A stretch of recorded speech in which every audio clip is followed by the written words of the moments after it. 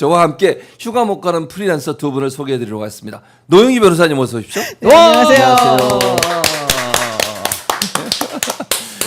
그리고 중앙당 대변인이 되셨습니다. 중앙당 대변인 그냥 예전엔 경기도당이었거든요. 근데 네. 민주당 전체 대변인 네. 김지호 대변인 오셨습니다. 감사합니다. 안녕하십니까. 감사합니다. 네. 오마이TV 시청자분들과 김지호의 응원봉 최진봉, 노영희 변호사가 팍팍 밀어줘서 중앙당까지 진출했습니다. 감사합니다. 축하드립니다. 진짜 축하해요. 예, 감사합니다. 축하드리고요. 근데 김지호 대변인이 토요일 날 어디 갔다 오셨다면서요?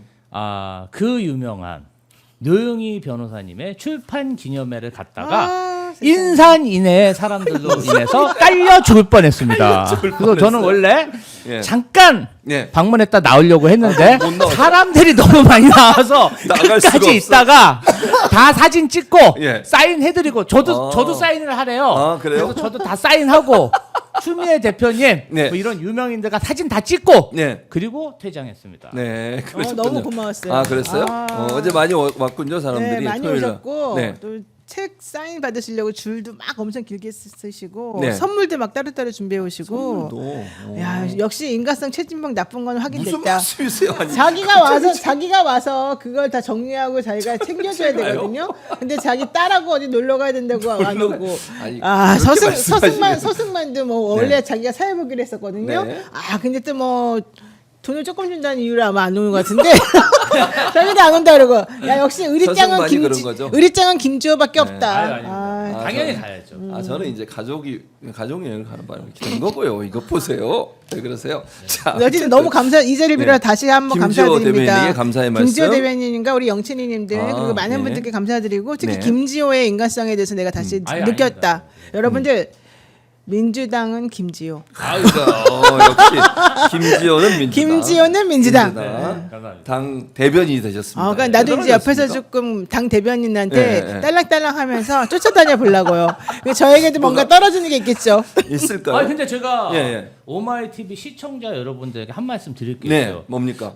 지금 이재명 정부에서 국민 추천제를 받고 있는데 여기에 사실은 우리 노영희 변호사님, 최진봉 교수님을 좀 추천을 해주시는 게 좋아요. 왜냐하면은 여러 가지 자리에 정말 이런 훌륭한 인재들 그리고 실무를 아는 사람들이 들어가야 되는데 사실 이분들이 방송 일정이 많다 보니까 국정기획위원회 못 들어가셨더라고요. 제가 너무 이 부분 아쉽고 물론 이제 민주당의 지도자들 국회의원들도 중요하지만 정말 이 정권을 창출하는 데 있어서 이 두 분만큼 적임자가 있었습니까? 저는 최고의 공로자라고 생각하고 실무와 모든 이론을 겸비한 이분들이 추천을 적극 받아서 이재명 정부에 한 자리 하셨으면 좋겠습니다.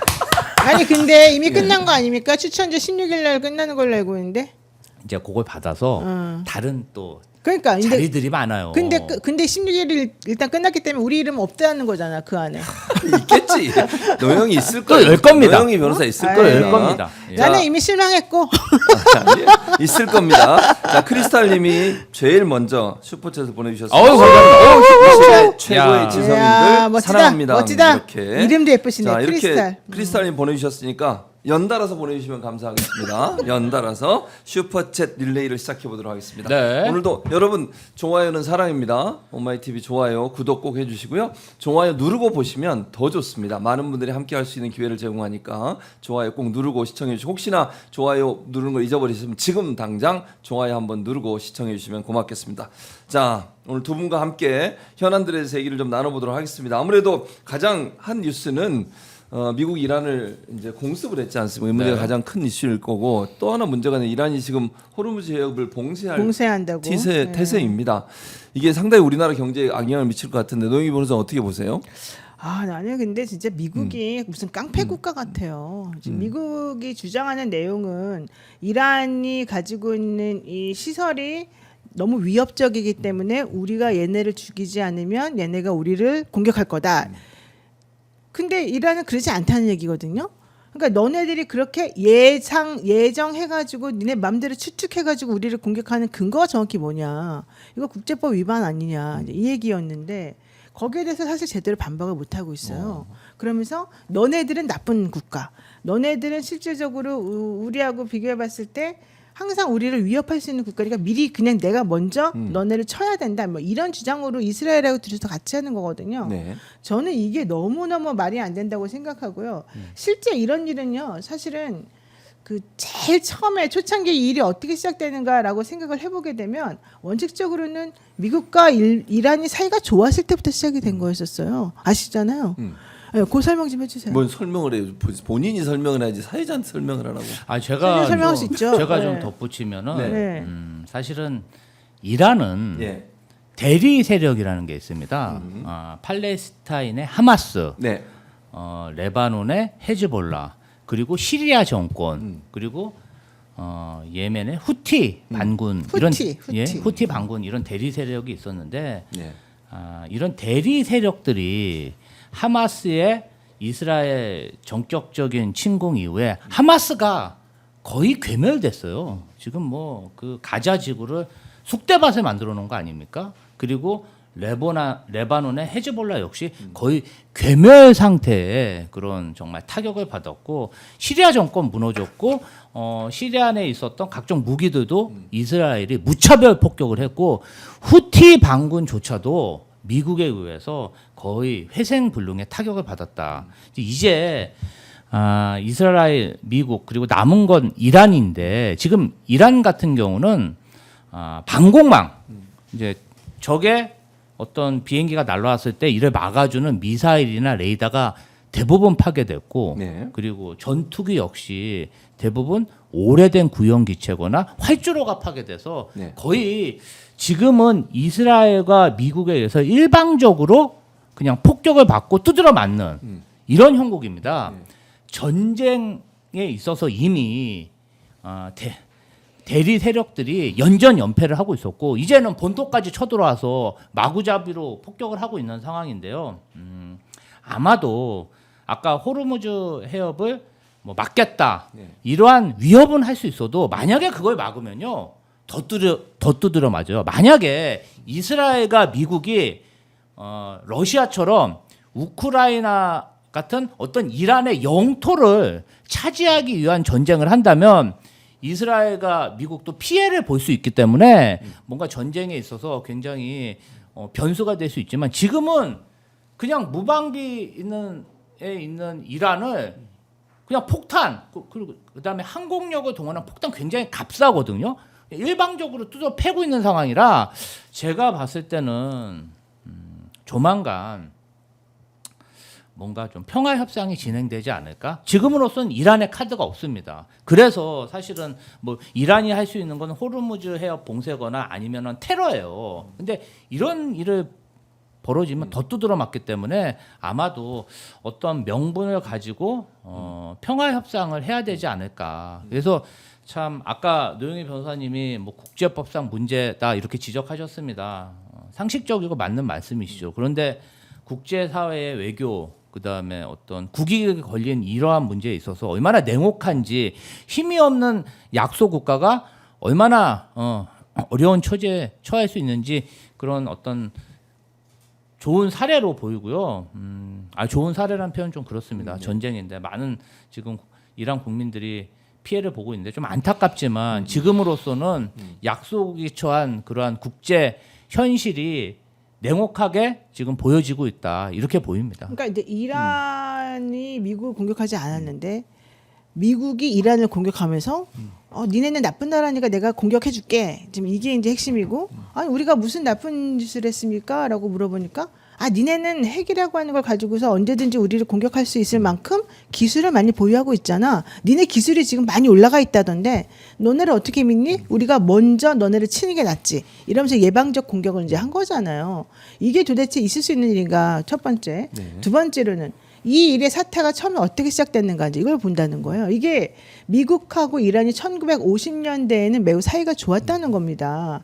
그 53년도에 아이젠하워 대통령이 이제 미국의 평화를 위한 원자력 계획이라고 하는 거를 만들었어요. 요때 이란의 팔레비 왕족, 이 왕조가 57년도에 이제 들어섰는데 이 사람들이 지원을 미국으로부터 받은 거예요. 왜냐하면 미국이 세계 평화를 위해서 원자력을 우리 너도 갖고 좀 정리해보자라고 하면서 이란하고 같이 뜻이 맞아가지고 서로 간에 좀 도와주자라는 얘기를 했기 때문에 그래서 팔레비 왕조는 친서방 정책을 진짜로 펼쳤대요. 그래서 평화적인 원자력 에너지 사용을 위해서 미국하고 개발을 추진하겠다라는 얘기를 이제 했다는 거죠. 그랬는데 실질적으로 이제 그러한 정책에 힘입어가지고 67년도에는 연구용 원자로를 도입을 했고 그 당시에 이란이 수입이 이제 막대한 석유 수입이 있었으니까 그 석유 수익을 가지고 원자력 분야에 다 쏟아 부은 거예요. 그리고 70년대 이 팔레비 왕국은 이란 원자력 기구를 설립을 하고 2000년까지 원전 23개를 건설하겠다고 얘기를 했어요. 여기까지 전부 다 오케이가 됐던 거예요. 그러면서 이때 당시에는 잠재적 핵무기 개발 능력도 갖출 수 있는 것으로 얘기가 됐죠. 근데 79년도에 이슬람 혁명이 이제 일어나면서 이런 원자력 같은 거, 핵 같은 거 가지고 있으면 안 된다. 자기네 나라에서는 이렇게 된 거죠.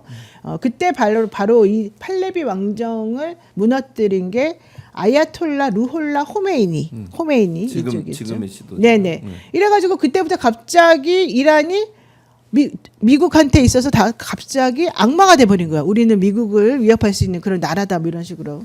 그리고 그 이후에 8년 동안 이란하고 이라크가 전쟁을 치르게 되면서 핵무기가 필요하다는 걸 양쪽이 다 알게 되면서 너 핵무기 가지면 안 돼. 아니야, 우리가 가질 거야. 이러면서 지금 여기까지 오게 된 건데 네. 이런 상황인데 80년대인가 그때부터 중국하고 러시아하고 핵 협력 이제 확대를 하니까 미국이 나 너네랑 국교 단절이야. 이러면서 또 이란하고 이제 싸우게 되고 이란을 저기 뭐 나쁜 나라로 치부하게 되고 이러면서 이제 문제가 커지게 돼서 여기까지 온 거잖아요. 그러면 이런 모든 것에 대해서는 미국이 남의 나라에 개입하면서 전 세계에서 우리만 핵을 가져야 되고 우리만 정말 훌륭한 나라여야 되고 막 이런 생각을 가지고 있기 때문에 일이 벌어진 거 아닙니까? 근데 이제 와가지고 핵 협상하는 이 마당에 갑자기 2주 준다 그러더니 이틀 만에 가서 막 폭격해버리고 이스라엘을 나는 지지하니까 너네는 무조건 이스라엘한테 나쁜 행동했으니까 우리가 해야 돼. 이런 식으로 하면 안 되는 거잖아요. 저는 정말 이해가 안 가요. 자, 이 상황에서 그래서 이재명 대통령께서 나토를 참여하는 쪽으로 검토를 하다가 그걸 이제 중단을 하고 참여하지 않기로 결정했습니다. 이제 사안이 워낙 엄중하고 호르무즈 해협이 만약에 이제 봉쇄가 되게 되면 우리나라는 거의 중동에서 오는 원유의 90% 이상 호르무즈 해협을 통해서 수입을 하거든요. 원유가 엄청나게 이제 값이 오르게 되고 그렇게 되면 우리 산업 전체에 영향을 미치니까 국내에서 계속 상황을 주시해야 되는데 여기에 대한 국민의힘의 태도가 정말 황당합니다. 네, 기사 한번 보여줘 보세요. 기사가 국힘에서 이재명 대통령이 나토 회의에 불참하겠다고 결정하니까 중국과 러시아 눈치 보기다. 심각한 외교 참사다. 나경원은 뭐라 그랬냐? 국제사회 대한민국을 신뢰 보류국으로 볼 것이다. 안철수 우리 외교 안보에 있어 매우 아쉬운 결정이다. 김재섭 이재명식 모호성마저 파기 국익 저버렸다. 이게 국익을 위한 거예요? 아니 김지호 대변인. 네. 뭡니까 대체 이 국힘은? 국힘은 전쟁 광인가요? 아니 지금 이재명 대통령이 애초에는 나토 순방을 적극적으로 검토한 것으로 알고 있어요. 왜냐하면은 윤석열 정부가 진행했던 외교도 네. 대한민국의 외교다. 그리고 지금 지난 6개월 동안 무정부 상태였지 않습니까? 다른 나라들이 대한민국을 보는 시각이 저 나라 지도자도 없고 아니 어떻게 선진국에서 쿠데타도 일어나지 굉장히 불안한 눈길로 보고 있어요. 그래서 이번 G7 회담에도 참여하면서 얼마나 성과를 거뒀습니까? 한 번 더 굳히기 전략으로 나토도 가서 대한민국의 대통령이 엄연히 선출됐고 민주주의가 회복됐다. 이 모습을 보여줄 수 있는 기회라 생각했기 때문에 나토 순방도 적극적으로 고려하셨어요. 그런데 미국이 이란을 폭격했잖아요. 그러면 이란에서 아까 말씀하신 대로 호르무즈 해협도 봉쇄할 수 있고 더 두려운 것은 세계 각국을 대상으로 테러 행위를 할 수가 있어요. 그런데 맞아요. 저희가 지금 나토라는 건요. G7하고 성격이 다릅니다. 군사동맹이에요. 지금 이 나토가 지원하는 우크라이나와 러시아가 전쟁을 하고 있고 지금 나토는 또 미국을 지원하고 있지 않습니까? 네. 그럼 자칫 잘못하면 우리가 이란하고의 분쟁 이런 전쟁에 발을 들여놓는 단초가 될 수 있습니다. 그러니까 안 간다고 딱 잘라서 얘기한 겁니다. 지금 대한민국 분단 국가입니다. 그 주변에 일본 있죠. 중국 있죠. 러시아 있죠. 사방에 강대국들이 있는데 우리가 지금 다른 나라 가서 뭐 전쟁 일촉즉발 위기인데 거기 가서 뭘 하겠다는 거예요. 아니 그러면 우리가 지금 북한을 상대로 저장해놓고 준비했던 무기라도 빼서 나토나 미국에 보내야 됩니까? 이 정말 정신 나간 사람들 아닙니까, 국민의힘? 저는요 이런 전쟁광 정말 정신 나간 이런 이야기들 국민들이 심판해야 된다 생각합니다. 네, 사실 그 우리나라만 안 가는 게 아니고 호주도 안 가요. 호주도 대신해서 연방 부총리를 대신해서 참석하도록 결정했고요. 우리나라도 고위급 인사가 대신 참석을 할 거라서 안 간다는 거는 말이 안 되는 거고요. 이제 왜 이렇게 대통령이 결정을 했느냐 하면은 원칙적으로는 가려 그랬었었죠. 그렇죠. 예, 그랬는데 거기 가게 되면은 그 상징적인 의미가 있는 거인데다가 네. 특히 북한을 지금 적대시하고 있는 상황에서 북한하고 미국이 무슨 뭐 타협한다거나 회의한다거나 합의본다거나 이런 게 지금 있을 수가 없는 상황이잖아요. 그렇죠. 이런 상황에서 우리들의 스탠스가 조금 애매해질 수가 있어서 그러니까 곤란한 데 가서 우리가 스스로를 함정에 빠뜨릴 필요는 없는 거잖아요. 그렇기 때문에 이재명 대통령이 아직까지 모든 것이 불확실한 상황에서 내가 지금 나서기보다는 고위급 관료를 보내가지고 다른 나라하고 기조를 좀 맞추겠다. 우리가 이런 어려운 상황에서 먼저 나가지 않겠다. 이제 이거거든요. 그거 당연한 거거든요. 그게 신중한 외교적 행보를 보일 수 있는 정답 만점짜리 정답의 외교인데 이걸 가지고 국민의힘에서는 네가 왜 가서 망신 안 당하냐, 네가 가서 뭔가 한마디 해야 되는 거 아니야 이런 얘기를 하는데 그럼 가서 어쩌라는 거예요. 가서 우리나라가 그럼 얘한테도 미움받고 쟤한테도 미움받고 우리가 모든 건 다 덮어쓰고 우리가 먼저 나서가지고 뭐 총바지라는 거야, 액바지라는 거야 말이 안 되는 거거든요. 그러니까 아무 생각도 없이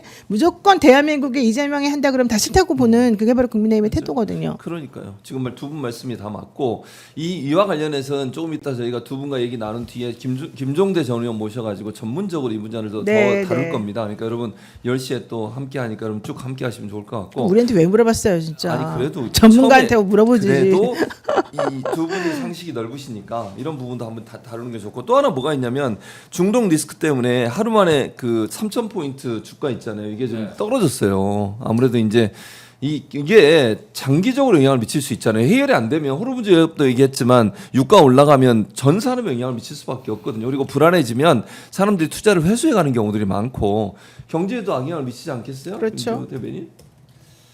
아 그래도 생각보다는 지금 장 초반에 하락폭 자체가 제한적인 것 같습니다. 주말 동안에 이재명 정부가 발빠르게 어떤 대책을 내놓고 신중한 모습을 보이니까 아무래도 경제 참여자들이 조금 어떤 투자 심리가 안정된 그런 모습으로 출발하는 것 같아서 다행이라는 생각이 들고요.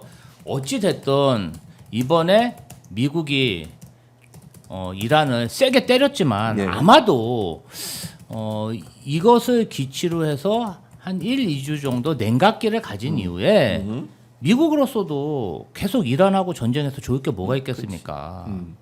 이스라엘도 그렇고 미국도 그렇고 그동안 이란이 여러 대리 세력을 가지고 미국과 이스라엘을 굉장히 많이 곤혹스럽게 했기 때문에 뭐 핵무기나 어떤 로켓 이런 무기들을 제거하기 위해서 제한적으로 폭격을 했다고 알고 있고요. 또 뭐 지상군을 투입해서 이란을 점령할 생각은 없는 거 아니겠습니까? 그렇죠. 그런 의미에서 보면 좀 냉각기를 가지고 이란도 본인이 핵무기를 포기해야죠. 핵무기 포기하고 평화적인 협정을 통해서 뭔가 평화로 갈 수 있는 사실은 중동에서요 이란 편이 없습니다. 그냥 뭐 하마스, 헤즈볼라, 후티 반군 5만 대다 다 반군 세력에다가 무기를 지원하고 사우디아라비아, 아랍에미레이트 정유시설에 그냥 로켓으로 폭격하고 이러다 보니까 같은 아랍 국가들도 이란을 적으로 생각하고 이스라엘 폭격에 대해서 표현은 안 하지만 그것도 반대도 안 하고 있어요. 왜 그러냐? 이란이 테러리스트들이나 이런 반군 세력들을 아랍권에 수출하고 있기 때문이에요. 무기를 지원하고. 그래서 이런 호전적인 행위는 국제 경제에도 좋지 않고 평화에도 좋지 않습니다. 그래서 저는 미국의 공격이 뭐 이것을 누가 잘했다고 하겠어요. 국제법상 위법한 행위이고 강대국이 이렇게 방어도 못하는 국가를 이렇게 일방적으로 그냥 권투 선수가 어린애 패듯이 때리고 펀치를 날리는 게 좋겠습니까? 그래도 미국 하면은 세계 평화를 소화하는 경찰 국가로 유명한 강대국 아닙니까? 그런 의미에서 봤을 때는 1, 2주 안에 이 냉각이 돼서 하루속히 좀 휴전을 한다든지 평화 협정을 체결했으면 합니다. 노영희 변호사를 칭찬하는 글들. 노영희 변호사님은 똑순이다. 노영희 변호사 흥하세요 이런 걸 많이 올려주셨고요. 김지호도 민주당에서 한 자리 해야 한다 뭐 이런 글도 있었고요. 이정호님이 슈퍼챗 보내주셨는데 맞습니다. 지금은 휘말리지 않는 것이 중요합니다. 솔직히 국격 떨어뜨리는 주범은 국힘당과 윤석열이다. 이런 글도 보내주셨습니다. 경제에 미치는 영향 노영희 변호사 또 경제 관심이 많으시니까 어떻게 보세요? 저는 경제에 관심이 많지만 잘 알지는 못하는데 실제 그 이재명 대통령이 대통령 되고 난 다음에 3천 찍고 원래 네. 그 계속 올라가다가 이란하고 이스라엘 전쟁 때문에 조금 내려갔다가 또 다시 그래도 이제 좀 수습이 될 것 같으니까 올라갔는데 그래서 지난주 금요일에 3,020인가요? 3,021로 이제 마감했다가 또 다시 지금 내려간 상황이잖아요. 네. 되게 불안정해서 그런 것 같고 기름값도 저도 요즘 휘발유 넣기가 너무 무서운데 기름값이 그냥 계속 올라갔다 내려갔다 조금 이런 게 있어요. 그래서 앞으로 계속 올라갈 거라는 전망이 또 이제 어제 밤부터 오더라고요. 네. 그래서 좀 불안하긴 해요. 근데 이제 제가 봤을 때도 실질적으로 미국은 뭐 이란의 주요 시설을 다 파괴했다고 주장하고 있는데 이란은 또 아니라 그래서 정확한 건 아니지만 어느 정도는 또 파괴가 좀 된 것 같이 좀 보이거든요.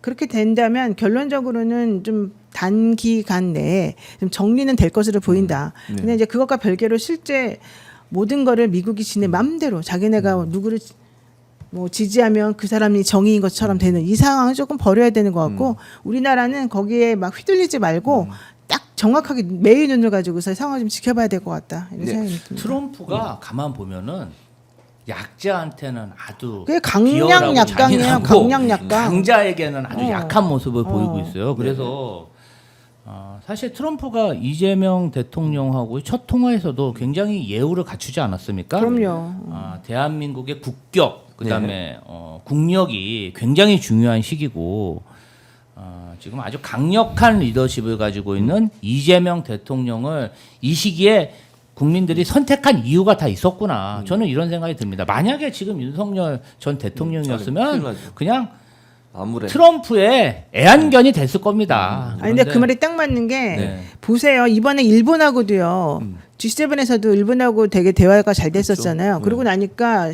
언론에서 뭐라고 나오냐면 일본하고 한국하고 또 관계가 좋다, 좋아졌다 이렇게 또 써요. 근데 실제 그 전에는 이재명만 되면 일본하고 미국하고 완전히 우리나라가 척질 것처럼 난리를 썼었잖아요. 네. 근데 알고 봤더니 그게 아니야. 일본도 역시 합리적으로 얘기하고 강하게 나가는 한국을 무시할 수 없고 한국을 잘 보여야 되겠다 이 생각을 하는 거고 네. 트럼프도 마찬가지인 거예요. 지금 딱 상황을 펼쳐보게 되면 트럼프도 그 성질에 그 무례함에 실질적으로 이재명 대통령 딱 될 때부터 뭐라 그랬어요. 제일 강력한 지도자가 될 것이다. 이런 얘기를 하면서 되게 이제 추켜 세우기도 했고 또 좀 예의 주시하겠다 이런 얘기 좀 했잖아요. 네. 그런 걸 보게 되면 국제사회가 원래 그런 것 같아요. 강한 나라한테는 약하고 맞아요. 약한 나라한테 강하고. 근데 지난번에 윤석열 정권 때는 너무 우리가 미리부터 기어 들어가고 아무것도 할 줄 아는 게 없고 실력이 없으니까 다른 나라가 다 우리를 무시했지만 네. 이제 이재명 대통령이 만만치 않다는 걸 사람들이 다 알게 된 거 아닙니까? 그러니까 저는 이제는 미국이고 일본이고 중국이고 러시아고 다 우리한테 잘해줄 수밖에 없다. 그리고 우리를 함부로 대할 수는 없을 것이다. 네. 이게 사실은 뭐 중국과의 관계도 지금 굉장히 중국에서 뭐 한한령을 풀어주려고 지금 뭔가 검토를 하고 있는 단계 아니겠습니까? 또 그렇죠. 에이펙 회의 때 중국을 초대하기도 했고 러시아하고의 관계가 아직은 경색 국면인데 그건 역시도 뭔가 좀 우크라이나 전쟁 상황이 뭔가 네. 평화협정으로 간다면 어느 정도 정리가 되지 않을까. 사실 중국과 러시아를 관리하지 않으면 우리 동북아시아의 불량 국가 북한이 난동을 피웁니다. 그렇기 때문에 그 지원 세력들을 적당히 대한민국을 관리해야 됩니다. 잘 지내야 돼요. 일본과도 잘 지내야 되고 중국하고 잘 지내야 되고